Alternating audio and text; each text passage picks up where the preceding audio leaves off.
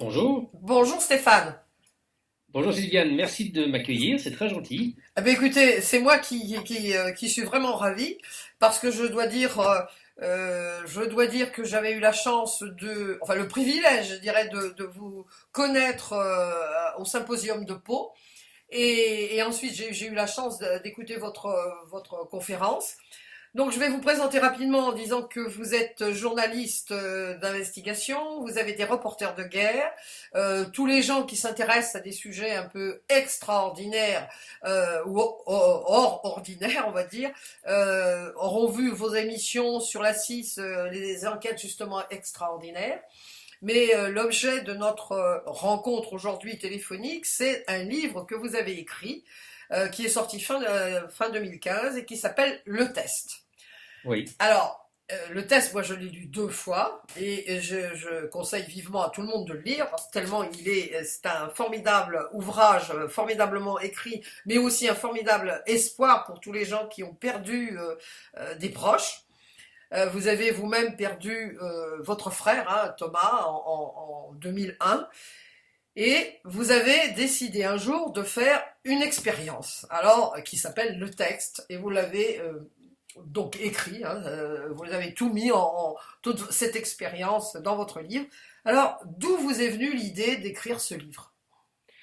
Bah, en fait, je sais pas trop, pour être très honnête. C'est vrai que depuis la mort de mon frère Thomas en 2001, le sujet de la mort est devenu un sujet d'enquête, de réflexion quasi quotidienne pour moi, Oui. sur lequel j'ai essayé d'appliquer la méthodologie de travail que j'avais auparavant acquise en tant que journaliste d'investigation. Donc j'ai travaillé avec des témoins, des chercheurs, des expérienceurs de mort imminente, enfin toutes les personnes qui avaient des choses à dire sur sur la mort et l'après-vie, parce que ce qui m'intéressait, c'était de savoir si on pouvait rationnellement s'interroger sur l'endroit où se trouvait mon frère après sa mort.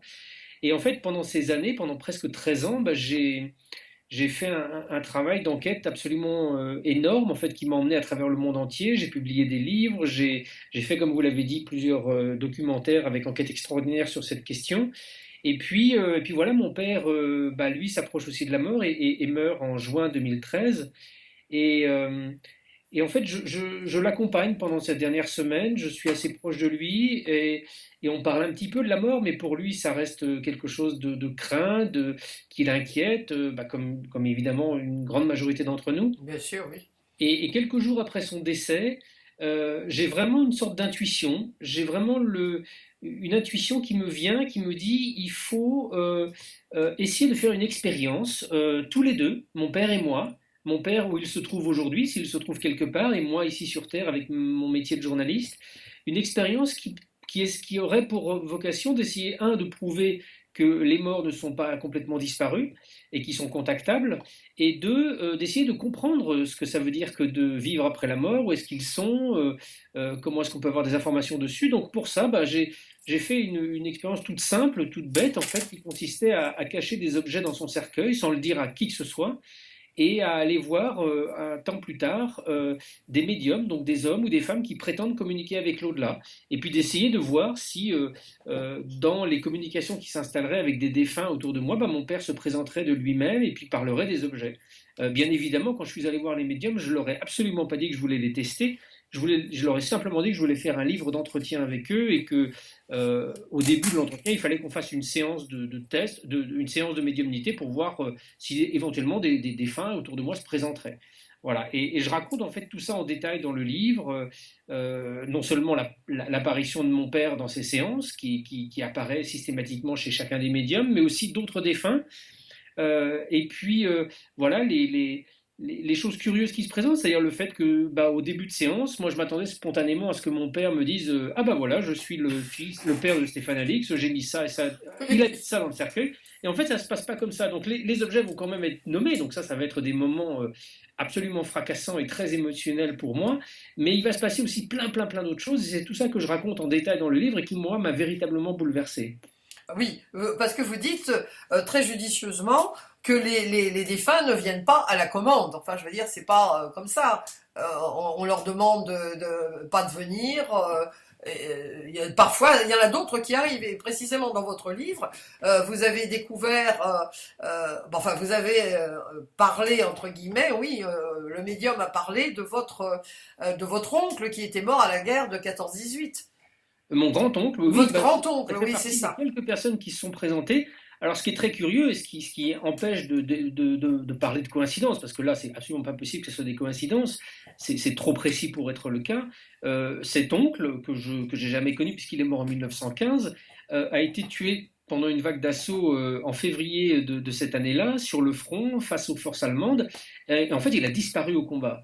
Et cet homme-là, pour je ne sais quelle raison, s'est manifesté auprès de 3 médiums différents Oui, pendant oui. cette phase de test, et à 2 d'entre eux, il a même donné son nom, enfin son prénom, Paul.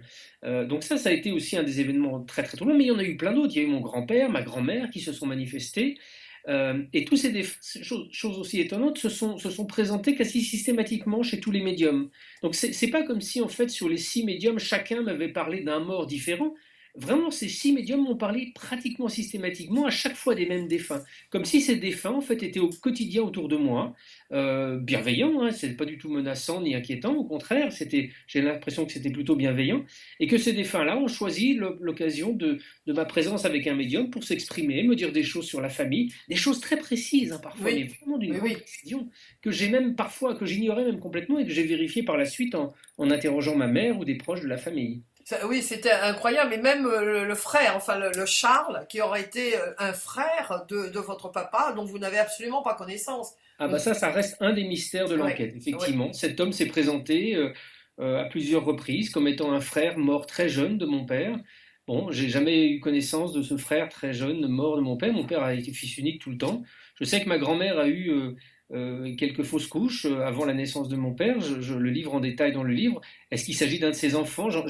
À aujourd'hui, le mystère demeure encore, mais voilà, faut pas tout révéler non plus, Sylviane. Des mystères de Non, suite. ah non, non, non, non, je veux pas tout révéler parce que c'est tellement riche, votre livre est tellement riche en découvertes, mais là, c'est parce que ça m'a quand même Ça vous a interloqué? Ben oui, moi frappé. aussi. Hein, c'est vraiment, je dirais dérangeant, non, parce que c'est un formidable livre d'espoir et je vais le mettre précisément sur mes 2 blogs, hein, aussi bien le blog sur le stress provoqué bien sûr par le deuil, hein, parce que ce sont des moments de grand stress, hein, ça on peut pas le nier. Et puis Oui. sur l'intuition où j'ai souvent parlé de vous, je n'ai pas abordé le sujet que vous êtes le fondateur de l'INRES et d'Inexploré, hein, dont je parle Oui. très très souvent sur mon blog sur l'intuition. On va parler un peu des médiums. Comment avez-vous trouvé ces 6 médiums? Parce que il y a toujours ce problème qui se pose et qu'on entend malheureusement, c'est que j'entends hein, dans les commentaires beaucoup de personnes, enfin je lis beaucoup de personnes qui me disent oui, j'ai vu un médium qui parle avec les morts, etc., etc. Alors, il faut quand même faire attention, hein, si je comprends bien, pas aller n'importe comment, n'importe où, et faire n'importe quoi avec n'importe qui, c'est ça un peu.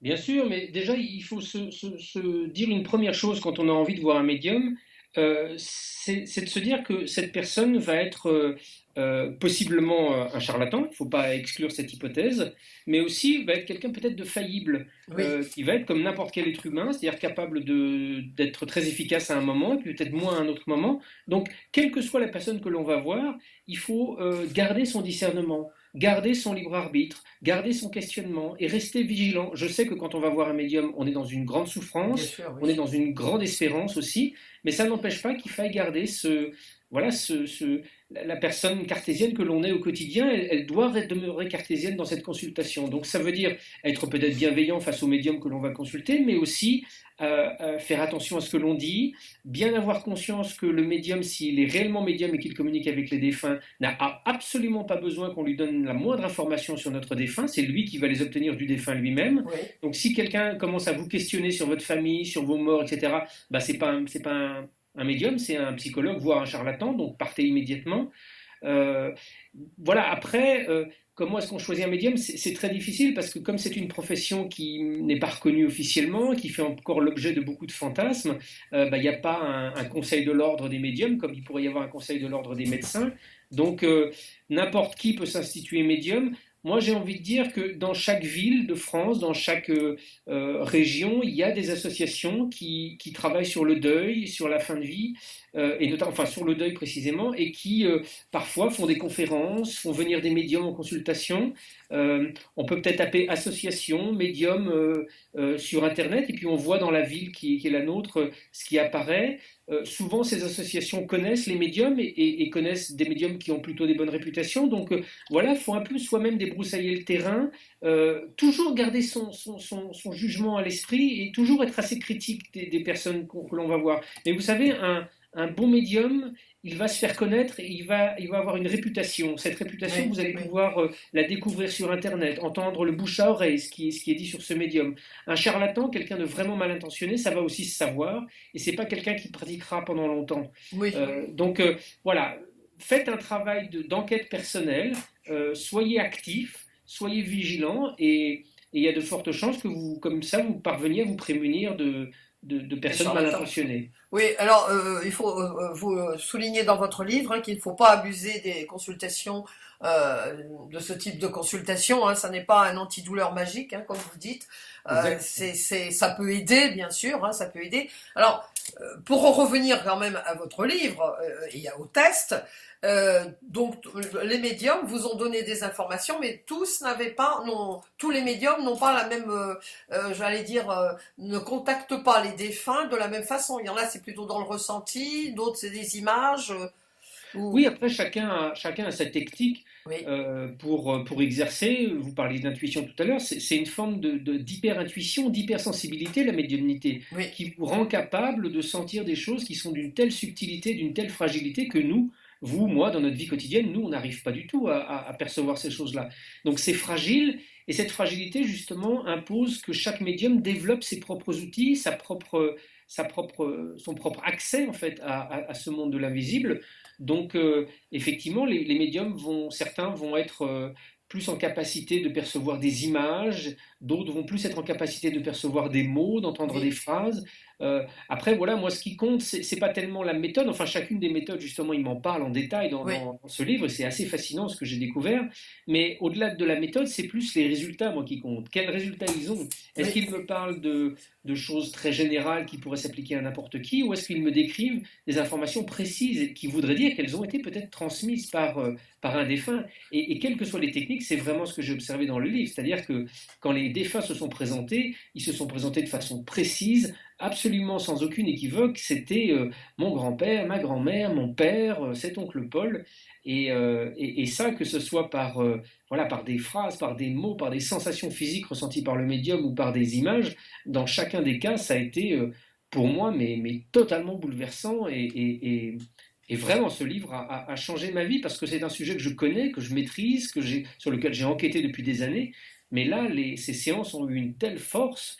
Et puis peut-être aussi le fait de maîtriser la totalité des paramètres de cette expérience. Oui. Vous savez, cette expérience, en fait, de placer des objets dans un cercueil, elle m'a été inspirée, je ne sais pas par qui, mais j'ai entendu beaucoup de témoins, moi, beaucoup de gens me dire avoir fait la même chose, c'est-à-dire Ah avoir mis bon? des objets dans le cercueil et sans forcément avoir dans l'objectif de faire un test ensuite avec des médiums, mais c'est ce qui s'est passé. Dans Enquête extraordinaire, on avait interrogé une famille qui avait dans le cercueil de leurs proches placé des Oui, marrons de l'arbre le marronnier, mais sans aucun objectif particulier, c'était juste un clin d'œil, parce que cet homme-là enfin cette personne défunte devait aimer les marrons, il y avait un code, je ne me souviens plus exactement lequel, et le médium, quand ils sont allés le voir en consultation, a parlé de marrons dans le cercueil. Et des cas comme ça, j'en ai eu d'autres, où des gens qui même parfois, une des personnes de la famille avait placé un objet, les autres membres de la famille qui consultaient le médium ignoraient qu'il y avait cet objet-là, et le médium leur en parlait, et quand ils découvrent ça, c'est, comme vous pouvez vous imaginer, c'est totalement extraordinaire. ah Donc, oui, moi, j'ai voulu essayer de faire vraiment ce qu'on appelle une expérience scientifique, en fait. Refaire cette expérience-là dans une sorte de cadre de laboratoire, c'est-à-dire dans des circonstances où moi, je maîtrise tous les paramètres. Je suis absolument certain qu'aucune fuite n'est possible. Je suis absolument certain que les médiums n'ont pas pu apprendre qu'il y avait des objets et quels étaient ces objets par un autre biais. Et je vais les tester, voilà. Et c'est ça qui a rendu à la fois cette enquête et ce livre totalement bouleversant. ah oui, ça a dû être bouleversant puisque vous dites que même votre femme ne le savait pas. Non, elle l'a appris effectivement une fois que le livre était terminé. Ah C'est bah pas que dis j'ai pas donc. confiance dans ma femme, j'ai une relation extraordinaire avec mon épouse, mais voilà, je voulais être dans la rigueur Ouais. journalistique qui est la mienne, parce que je suis quelqu'un de très rationnel et de très cartésien. Je voulais que dans cette rigueur, bah, aucun être humain vivant ne soit au courant de cette expérience et des objets cachés. Oui, parce que personne ne le sachant, oui, il y avait pas de fuite possible. Et vous parlez aussi que pourquoi, on va pas le révéler, mais pourquoi ça n'était pas, comment dire, une lecture froide ou de la télépathie, puisque les gens ne savaient pas qu'ils étaient en train. D'abord, ils ne savaient pas qu'ils étaient en train de parler de votre papa dans les premiers, et ensuite vraiment vous vous cantonnez à des réponses oui, non, vous ne leur donnez vraiment aucune indication. Hein. Ça, c'est. Exactement. Bah, effectivement, une des premières choses qui est souvent accusée, enfin qui est mis en avant dans la médiumnité pour expliquer qu'en fait on ne parle pas avec des défunts, enfin on ne parlera pas avec des défunts, c'est le fait que les médiums donnent des éléments que nous-mêmes interprétons de façon qui nous convient en fait. Oui. Le médium dit comme ça de façon arbitraire, j'ai une femme avec les cheveux gris. Bah, il y a de fortes chances que ça matche avec une grand-mère qui avait forcément les cheveux gris. Donc ça s'appelle la lecture à froid, quand on pousse cette technique un peu plus loin et quand le médium lui-même essaye de construire une séance en fonction de vos réactions inconscientes. Donc effectivement, et on le voit dans le livre parce que je retranscris la totalité des séances et j'en parle aussi avec les médiums une fois que c'est terminé.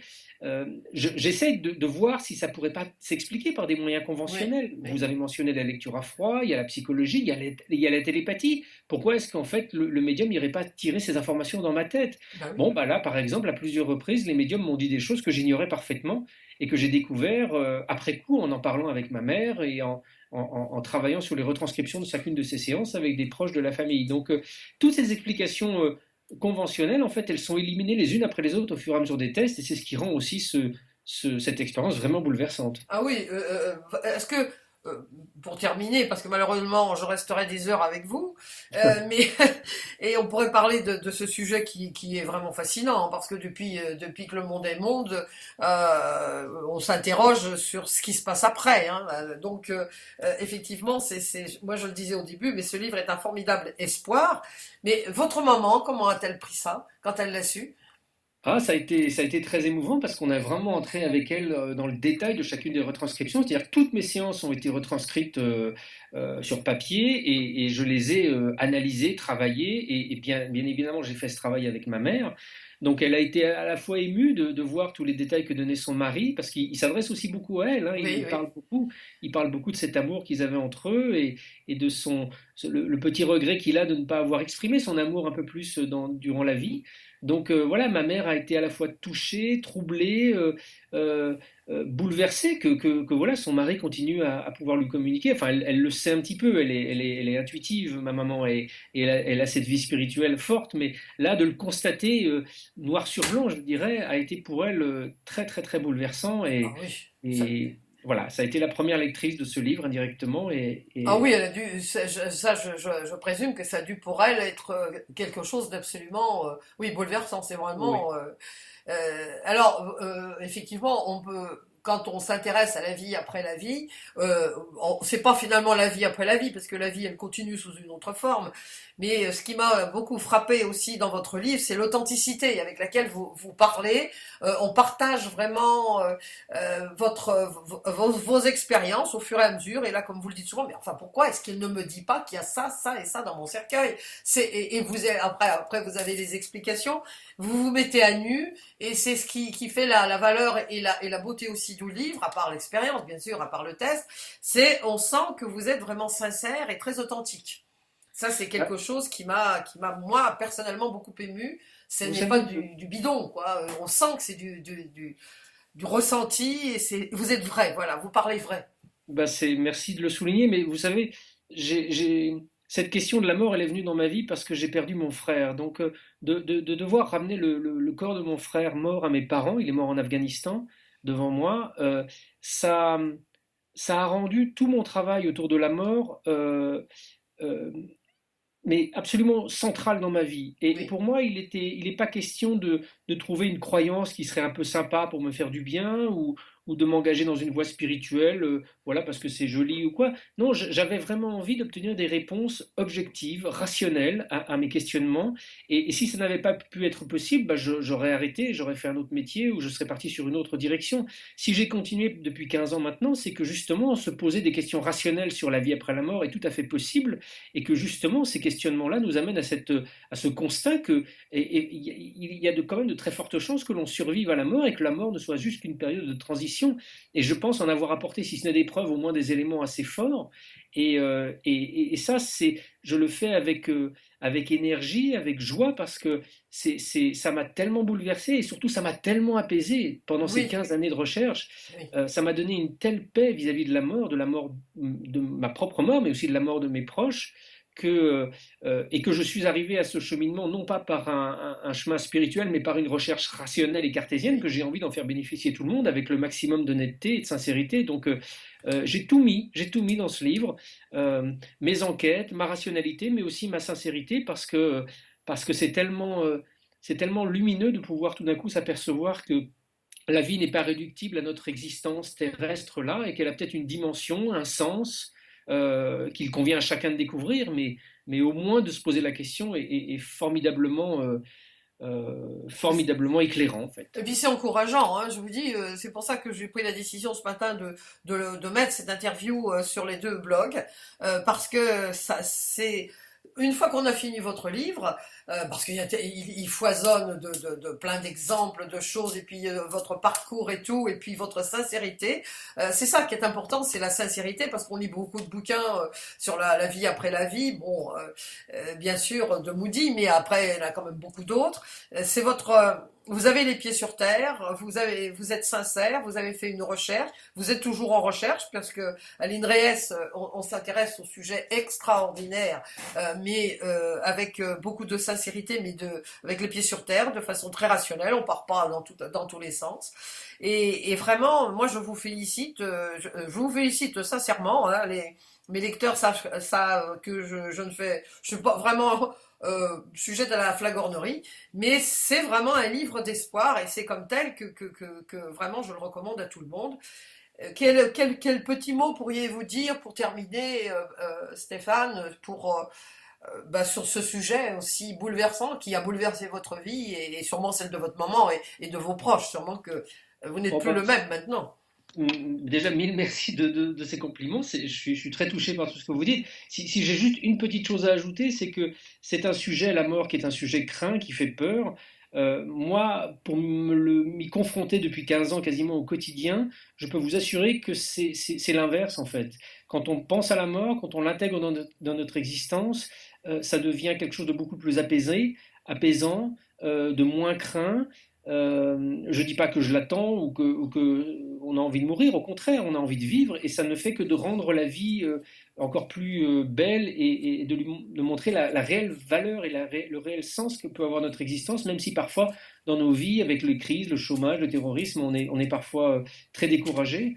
Euh, voilà, moi j'ai l'impression que le monde des morts et le monde des vivants sont beaucoup plus proches qu'on ne l'imagine, que le monde des morts est un monde globalement extrêmement bienveillant, mais qui a aussi besoin de notre aide et de notre accompagnement, pardon, et que ces deux univers-là doivent cohabiter les uns avec les autres pour une meilleure évolution de chacun. Donc voilà, de lire des livres sur la mort, de s'interroger, d'en parler avec ses proches, avec sa famille, peut aussi être un formidable espace d'apaisement de discussion, pas du tout morbide, bien au contraire. Parce que vous avez accompagné votre papa dans ces vraiment derniers instants, et ça a été aussi important pour votre famille, pour Simon et votre maman, de ces derniers instants où vous l'avez apaisé. Hein, on peut pas savoir si vous l'avez apaisé, mais vous avez vraiment accompagné avec des mots très doux d'amour votre papa au moment où il allait passer de l'autre côté, enfin passer de l'autre côté. Pas Oui. passer de l'autre côté, si mourir, mais partir dans une autre dimension, on va dire. Exact. Hein. J'ai effectivement eu la chance de pouvoir l'accompagner à ce moment-là. Je raconte ça en détail dans le livre. C'est un moment qui m'a beaucoup bouleversé, évidemment. Bien sûr, oui. Euh, je sais que d'autres personnes n'ont pas forcément l'occasion de pouvoir le faire. Il ne faut pas non plus le regretter parce que Je pense que mourir, c'est une expérience que l'on fait seul. On a beau peut-être vivre parfois avec une femme depuis 50 ans. Quand on va mourir tout seul. Ah oui. Tout seul de notre côté. On peut être tout seul dans sa chambre en pleine nuit et partir, comme un ami il y a quelques jours, mais je pense qu'on n'est pas tout seul de l'autre côté. Et que, au même titre, quand on arrive sur Terre, quand on naît, il y a un chirurgien, il y a un personnel soignant qui nous accueille. Je suis aujourd'hui intimement convaincu qu'au moment où on meurt, il y a pas mal de monde qui nous attendent de l'autre côté. Nos proches, peut-être des gens dont on ignorait tout à fait l'existence, mais qui nous attendent avec beaucoup de bienveillance et beaucoup d'amour.